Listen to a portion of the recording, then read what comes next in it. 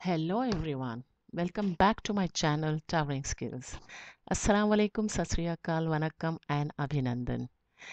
आइए आज हम कुछ और सीखते हैं प्रेजेंट सिंपल टेंस में, यानी हम सीखेंगे इंट्रोगेटिव सेंटेंसेस। लेकिन उससे पहले थोड़ा सा पिछले वीडियो में हमने जो किया उसको याद कर लेते हैं। हमने पिछले वीडियो में देखा कि असर्टिव सेंटेंसेस किस तरह से बनाए जाते हैं। असर्टिव सेंटेंस में होता है सब्जेक्ट, वर्ब, ऑब्जेक्ट, और वर्ब जो होता है वो basic form of the verb होता है, यानी V1 form of the verb होता है। और उसको नेगेटिव बनाने के लिए हमने यूज किया ऑक्सिलरी वर्ब डू या डस प्लस नॉट। जिस सेंटेंस में नो या नॉट आता है वो कहलाता है नेगेटिव सेंटेंस। तो अब हम देखते हैं कि इंट्रोगेटिव सेंटेंसेस क्या है और इसे कैसे बनाया जाता है। तो चलिए शुरू करते हैं। बिस्मिल्लाहिर्रहमानिर्रहीम। रब्बी ज़िदनी इल्मा, आमीन। तो इंटरोगेट मतलब सवाल करना। वो सेंटेंसेस जो सवाल करते हैं, जो प्रश्न हैं, उनको हम बोलते हैं इंटरोगेटिव सेंटेंस। इंग्लिश में दो तरह के इंटरोगेटिव सेंटेंस होते हैं। एक होते हैं यस और नो क्वेश्चंस, दूसरा होता है WH क्वेश्चंस। आज हम पढ़ेंगे या आज हम देखेंगे यस और नो क्वेश्चंस।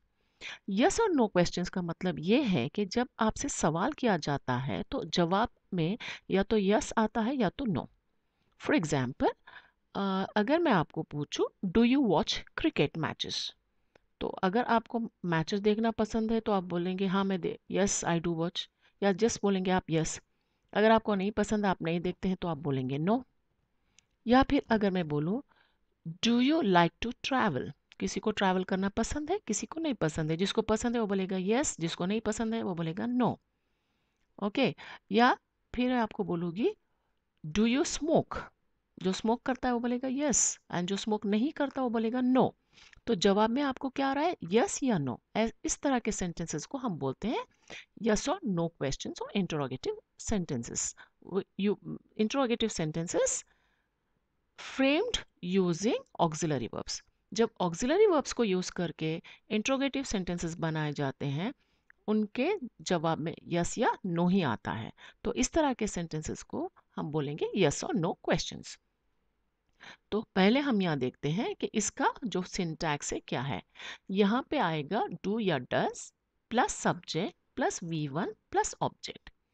देखिए, आप यहाँ देखेंगे पिछली बार हमने देखा था कि subject plus V1 plus object, और नेगेटिव सेंटेंस में हमने देखा था सब्जेक्ट प्लस डोंट या फिर doesn't plus V1 plus object. जब यही डू या डज सब्जेक्ट के आगे आ जाता है तो ये बन जाता है इंट्रोगेटिव सेंटेंस। नेगेटिव सेंटेंस में सब्जेक्ट के बाद डू या डज आ रहा था, यहाँ पर इंट्रोगेटिव में सब्जेक्ट से पहले आएगा डू या डज। तो अगर हम फर्स्ट पर्सन की बात करेंगे, जैसे कि फॉर एग्जांपल, मैं चाय अगर नहीं पीती हूँ, किसी ने मुझे चाय दे दिया, तो मैं बोलूँगी क्या मैं चाय पीती हूँ, आपने मुझे चाय क्यों दी, राइट। तो उसी तरह से डू आई ड्रिंक टी, या किसी ने बोला कि भाई आप बहुत ज़्यादा आवाज़ में बात करते हो, तो मैं बोलूँगी डू आई स्पीक लाउड। या फिर कोई बोलेगा आप हमेशा डिस्टर्ब करते हो, डू आई डिस्टर्ब यू। तो इस तरह से हम सवाल जब करते हैं तो डू का इस्तेमाल करते हैं फर्स्ट पर्सन के लिए। सिमिलरली फर्स्ट पर्सन प्लूरल हो गया वी के लिए भी हम लोग लिखेंगे, इस्तेमाल करेंगे डू वी ड्रिंक टी। समझिए मैं और मेरी बहन या मेरे फ्रेंड्स हम लोग चाय नहीं पीते, यानी किसी ने हमको चाय दिया, तो हम पूछेंगे डू वी ड्रिंक टी, क्या हम चाय पीते हैं, आप अपने हमको चाय क्यों दे रहे हो। तो उसी तरह से डू वी ड्रिंक टी।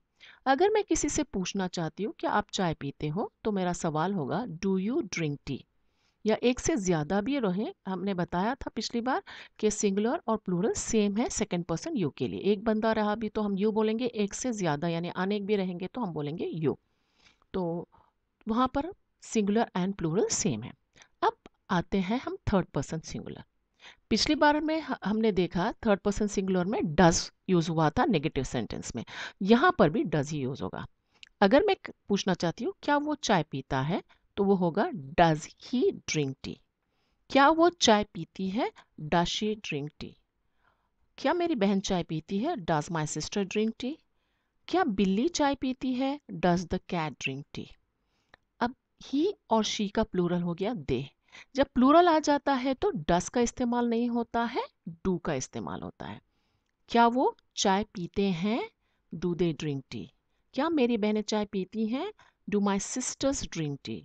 क्या बिल्लियां चाय पीती हैं? Do the cats drink tea? आइए और थोड़े से ज़्यादा एग्जाम्पल्स देखते हैं। Do you like milk shake? Oh sorry, K is missing. Do you like milk shakes? क्या आपको मिल्क शेक्स पसंद है? अगर मैं बोलूँगी क्या उसको मिल्क शेक्स पसंद है, या किसी लड़की, क्या सीमा को मिल्क शेक्स पसंद है? डस सीमा, क्योंकि सीमा हो गया थर्ड पर्सन तो मैं वहाँ यूज़ करूँगी does Seema like milk shakes. Does he play golf, क्योंकि ही थर्ड पर्सन है तो हम पूछेंगे डज ही प्ले गोल्फ। जैसे कि does Virat Kohli play golf? No, Virat Kohli plays cricket. Does Sania play tennis? Yes, Sania plays tennis, वो हमारे इंडिया की मशहूर टेनिस प्लेयर हैं। Do Indians believe in astrology? देखिए इंडियंस थर्ड पर्सन प्लूरल है, उसके साथ आया है do. Does the gardener water the plants? तो क्या माली पौधों को पानी देता है? ऑफ कोर्स गार्डन में माली ही पौधों को पानी देता है, तो हमारा जवाब रहेगा yes, does the gardener water the plants. Do I speak loudly? क्या मैं बहुत ऊंचे आवाज में बात करती हूँ? Do we look alike? अगर कोई दो लोग एक जैसे दिखते हैं, अलाइक दिखते हैं, तो पूछेंगे ना डू वी लुक अलाइक? क्या मैं और मेरी बहन एक जैसे लगते हैं? Do we look alike? Do the farmers plough the fields? तो यस, किसान ही हल जोतते हैं, तो हल जोतने के लिए हम बोलेंगे plough. To the farmers, farmers क्योंकि थर्ड पर्सन प्लूरल है, हमने डू का इस्तेमाल किया। Does the baker bakes the cakes?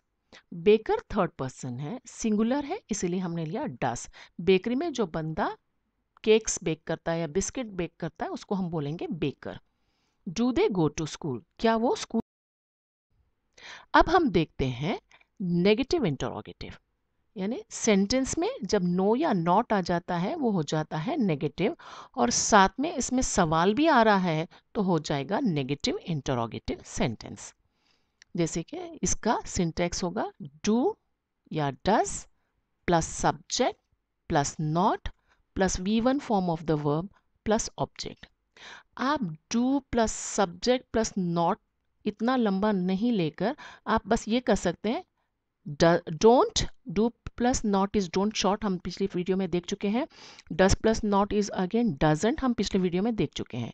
So don't, फिर आएगा subject plus V1 plus object, या फिर doesn't plus subject plus V1 plus object. जैसे कि डोंट आई ड्रिंक टी?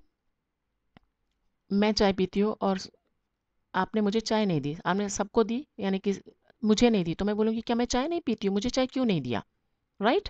क्या मैं नहीं पीती हूँ? वहां पे था क्या मैं पीती हूँ पिछले एग्जाम्पल में, यहाँ पे है क्या मैं नहीं पीती हूँ, या फिर क्या मैं अच्छे से बात नहीं करती हूँ? राइट? आप इतना मुझसे नाराज क्यों हो? क्यों? क्या मैं अच्छे से बात नहीं करती हूँ? इस तरह से नहीं आ रहा है वहां पर।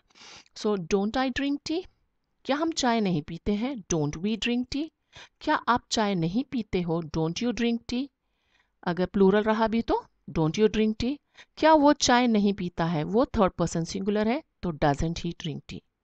या फिर हम बोलेंगे कोई भी नाम लेके रमेश, क्या रमेश चाय नहीं पीता है? Doesn't Ramesh drink tea? या सारा, क्या सारा चाय नहीं पीती है? डजंट सारा ड्रिंक टी? इस तरह से। So doesn't she drink tea? तो doesn't my sister drink tea? क्या मेरी बहन चाय नहीं पीती है?